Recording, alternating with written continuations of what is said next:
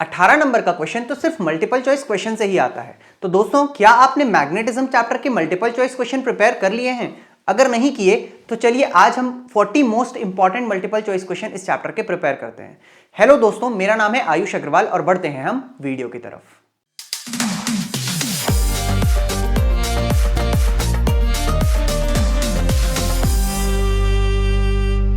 इस वीडियो में हम कवर करने वाले हैं class 10th magnetic effect of electric current chapter के 40 most important multiple choice questions. तो बढ़ते हैं पहले क्वेश्चन की तरफ। पहला क्वेश्चन बोलता है the region around a magnet where its influence can be felt is called. Magnet के चारों साइड का रीजन जहां पर उसके इन्फ्लुएंस को फील कर सकते हैं उसको क्या बोलते हैं? पहला ऑप्शन मैग्नेटिक लाइन, दूसरा मैग्नेटिक फील्ड, तीसरा मैग्नेटिक पोल और चौथा मैग्नेटिक स्ट्रेंथ। तो दोस्तों इसका करेक्ट आंसर है मैग्नेटिक फील्ड। मैग्नेट के चारों साइड का हिस्सा जहां पर उसकी मैग्नेटिक फील्ड को, जहां पर उसके मैग्नेटिज्म को फील कर सकते हैं, इन्फ्लुएंस को फील कर सकते हैं, उसको बोलते हैं मैग्नेटिक फील्ड। बढ़ते हैं अगले क्वेश्चन की तरफ। अगला क्वेश्चन बोलता है दोस्तों magnetic field lines always originate from. शुरू कहां से होती है मैग्नेटिक फील्ड लाइंस? पहला साउथ पोल से, दूसरा सेंटर ऑफ द मैग्नेट से, तीसरा नॉर्थ पोल से और अगला बोथ द पोल्स से। तो दोस्तों इसका करेक्ट आंसर है नॉर्थ पोल से। मैग्नेटिक फील्ड नॉर्थ पोल से शुरू होती है और साउथ पोल में जाकर के खत्म हो जाती है। बढ़ते हैं नेक्स्ट क्वेश्चन की तरफ। The direction of the magnetic field around a current carrying conductor is given by. अगर आपको मैग्नेटिक फील्ड की डायरेक्शन बतानी है एक करंट कैरिंग कंडक्टर के लिए तो आप उसको किस नियम के साथ बताएंगे? पहला फ्लेमिंग्स राइट हैंड रूल, दूसरा राइट हैंड थंब रूल, तीसरा लेफ्ट हैंड रूल, अगला एम्पियर्स रूल। तो दोस्तों इसका करेक्ट आंसर है राइट हैंड थंब रूल, जिसके अकॉर्डिंग थंब जो है वो करंट की डायरेक्शन को बताता है और कर्ल ऑफ फिंगर्स जो है वो मैग्नेटिक फील्ड की डायरेक्शन को बताते हैं। बढ़ते हैं नेक्स्ट क्वेश्चन की तरफ। तो देखते हैं दोस्तों नेक्स्ट क्वेश्चन क्या बोलता है। नेक्स्ट क्वेश्चन बोलता है the field line around a straight current carrying conductor are. अगर आप फील्ड लाइन की बात करोगे एक स्ट्रेट करंट कैरिंग कंडक्टर, ये एक स्ट्रेट करंट कैरिंग कंडक्टर है, तो इसके चारों साइड जो फील्ड होती है तो दोस्तों वो कंसेंट्रिक सर्कल्स बनाती है। कैसा बनाती है? Concentric circles. ऑप्शंस हैं straight lines, concentric circles, random curves और पैराबोलिक। ठीक है, तो अपन कंसेंट्रिक सर्कल्स को राइट आंसर मार्क करेंगे। बढ़ते हैं नेक्स्ट क्वेश्चन की तरफ। नेक्स्ट क्वेश्चन बोलता है the strength of the magnetic field decreases as. Magnetic field कम कैसे कैसे होते जाएगी ये आपको बताना है। ठीक है, पहला डिस्टेंस इंक्रीजेस, दूसरा करंट इंक्रीजेस, तीसरा वायर थिकनेस इंक्रीजेस, अगला रेजिस्टेंस डिक्रीजेस। तो दोस्तों इसका करेक्ट आंसर है डिस्टेंस इंक्रीजेस। जैसे जैसे आप दूरी को बढ़ाते जाओगे मैग्नेटिक इंफ्लुएंस जो है वो कम होते जाएगा। बढ़ते हैं नेक्स्ट क्वेश्चन की तरफ। The SI unit of magnetic field is. पहला ऑप्शन कूलम्ब, दूसरा टेस्ला, तीसरा एम्पियर, चौथा न्यूटन। तो दोस्तों इसका करेक्ट आंसर है टेस्ला। ठीक है, मैग्नेटिक फील्ड की यूनिट किस में होती है? टेस्ला में। बढ़ते हैं नेक्स्ट क्वेश्चन की तरफ। नेक्स्ट क्वेश्चन बोलता है what happens when the live wire and the neutral wire touches each other. ठीक है, पहला ऑप्शन फ्यूज विल ब्लो, दूसरा वोल्टेज डिक्रीजेस, तीसरा करंट स्टॉप्स और चौथा पावर इंक्रीजेस। ठीक है दोस्तों, इस क्वेश्चन का आंसर मैं आप लोगों के लिए छोड़ रहा हूं। नीचे कमेंट सेक्शन में मुझे बताइए कि इसका करेक्ट आंसर क्या होने वाला है। ठीक है, मैं आपको कमेंट में रिप्लाई करके बताऊंगा कि इसका करेक्ट आंसर बताया है कि नहीं आपने। बढ़ते हैं नेक्स्ट क्वेश्चन की तरफ। नेक्स्ट क्वेश्चन बोलता है the magnetic effect inside a solenoid. Solenoid के अंदर अगर आप मैग्नेटिक फील्ड देखोगे, ठीक है, ये सोलेनॉइड है, इसके अंदर अगर आप मैग्नेटिक फील्ड देखोगे तो वो कैसा होता है? Strong and uniform, weak and non uniform, zero की सर्कुलर। तो दोस्तों इसका आंसर है स्ट्रॉन्ग एंड यूनिफॉर्म। बढ़ते हैं नेक्स्ट क्वेश्चन की तरफ। नेक्स्ट क्वेश्चन बोलता है the frequency of the AC alternating current in India is 60 hertz, 40 hertz, 50 hertz, 30 hertz. दोस्तों इसका करेक्ट आंसर है 50 हर्ट्ज। भारत में 50 हर्ट्ज का एसी सप्लाई दिया जाता है। बढ़ते हैं नेक्स्ट क्वेश्चन की तरफ। नेक्स्ट क्वेश्चन बोलता है the magnetic field exerts no force on. किसी भी तरीके का मैग्नेटिक फील्ड नहीं लगता है किसके ऊपर? स्टेशनरी चार्ज के ऊपर, मूविंग चार्ज के ऊपर, करंट कैरिंग वायर के ऊपर की मैग्नेट के वायर ऊपर। ठीक है, तो मैग्नेट में तो लगता है, करंट कैरिंग कंडक्टर के ऊपर भी लगता है, मूविंग चार्ज करंट प्रोड्यूस करता है उसके ऊपर भी लगता है। दोस्तों इसका करेक्ट आंसर है स्टेशनरी चार्ज। स्टेशनरी चार्ज के ऊपर कोई भी फोर्स मैग्नेट के कारण नहीं लगता है। बढ़ते हैं नेक्स्ट क्वेश्चन की तरफ।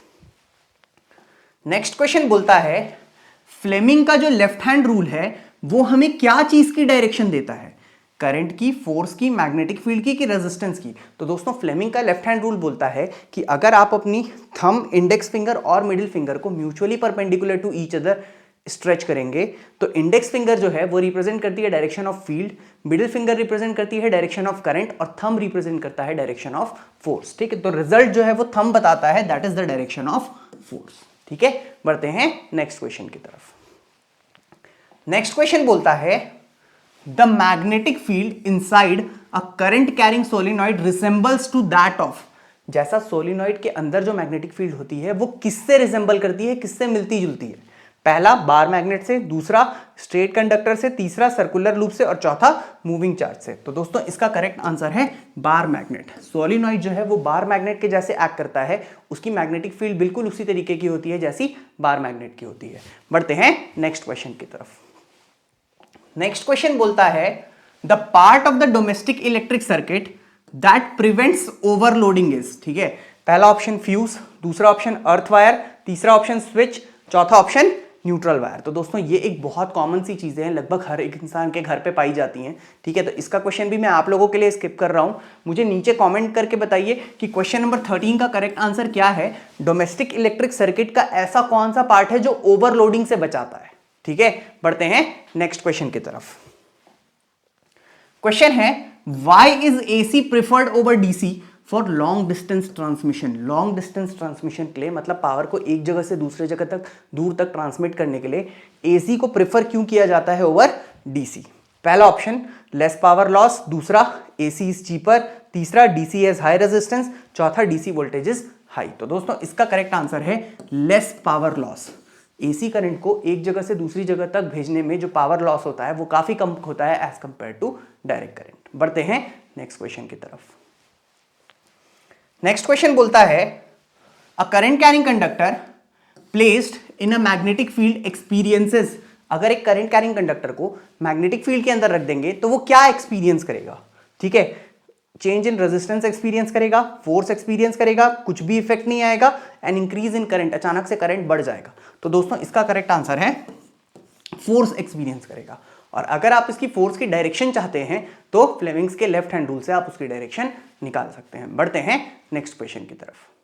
तो देखते हैं दोस्तों नेक्स्ट क्वेश्चन क्या बोलता है। नेक्स्ट क्वेश्चन बोलता है the strength of the magnetic field inside a solenoid increases when. Strength of magnetic field जो है वो क्या करने से बढ़ जाती है। पहला नंबर ऑफ टर्न्स को कम करने से, दूसरा सॉफ्ट आयरन कोर का इस्तेमाल करने से, तीसरा रेजिस्टेंस को कम कर देने से और चौथा लेंथ को बढ़ा देने से। तो दोस्तों इसका करेक्ट आंसर है सॉफ्ट आयरन कोर का इस्तेमाल करने से जो ओवरऑल मैग्नेटिक फील्ड है वो बढ़ जाती है। बढ़ते हैं नेक्स्ट क्वेश्चन की तरफ। नेक्स्ट क्वेश्चन देखते हैं दोस्तों। नेक्स्ट क्वेश्चन बोलता है the magnetic effect of current was discovered by. किसने डिस्कवर किया हुआ था मैग्नेटिक इफेक्ट ऑफ करंट को। पहला फैराडे, दूसरा ओएस्टर्ड, तीसरा फ्लेमिंग्स, चौथा न्यूटन। तो दोस्तों इसका करेक्ट आंसर है ओएस्टर्ड। ठीक, नेक्स्ट क्वेश्चन बढ़ते हैं। नेक्स्ट क्वेश्चन बोलता है the direction of a force on a current carrying conductor is given by. एक करंट कैरिंग कंडक्टर में डायरेक्शन ऑफ फोर्स अगर आपको बताना है, ठीक है, the direction of the force on a current carrying conductor, वो आप किससे बताओगे। फ्लेमिंग्स लेफ्ट हैंड रूल से, राइट हैंड थंब रूल से, कि फ्लेमिंग्स राइट हैंड रूल से, कि एम्पियर्स रूल से। तो दोस्तों इसका करेक्ट आंसर है Fleming's left hand rule. Fleming's left hand rule जो है वो डायरेक्शन ऑफ फोर्स बताएगा on a current carrying conductor, but एक और कंडीशन होनी चाहिए, दैट इज मैग्नेटिक फील्ड लगी हुई होनी चाहिए। नेक्स्ट क्वेश्चन की तरफ बढ़ते हैं। नेक्स्ट क्वेश्चन बोलता है इन एसी करंट में अगर आप देखोगे तो डायरेक्शन ऑफ करंट को क्या होता है। पहला कांस्टेंट होता है, दूसरा पीरियोडिकली जो है वो रिवर्स होता है, तीसरा एक डायरेक्शन में फ्लो करता है, चौथा जीरो हो जाता है। तो दोस्तों पीरियोडिकली जो है वो एसी करंट जो है वो चेंज होता है। अगर आप उसका ग्राफ देखोगे तो इस तरीके का ग्राफ होता है, ठीक है, साइनोसोडल ग्राफ, साइन का ग्राफ भी बोलते हैं इसको। नेक्स्ट क्वेश्चन की तरफ बढ़ते हैं। बोलता है the earth wire in a domestic circuit is used for. Earth wire का इस्तेमाल क्या चीज के लिए करते हैं। पावर सेविंग के लिए करते हैं, रेजिस्टेंस को कम करने के लिए करते हैं, सेफ्टी फ्रॉम शॉक के लिए करते हैं, कि करंट को इंक्रीज करने के लिए करते हैं। तो दोस्तों इसका करेक्ट आंसर है सेफ्टी फ्रॉम शॉक। ठीक है, बढ़ते हैं नेक्स्ट क्वेश्चन की तरफ।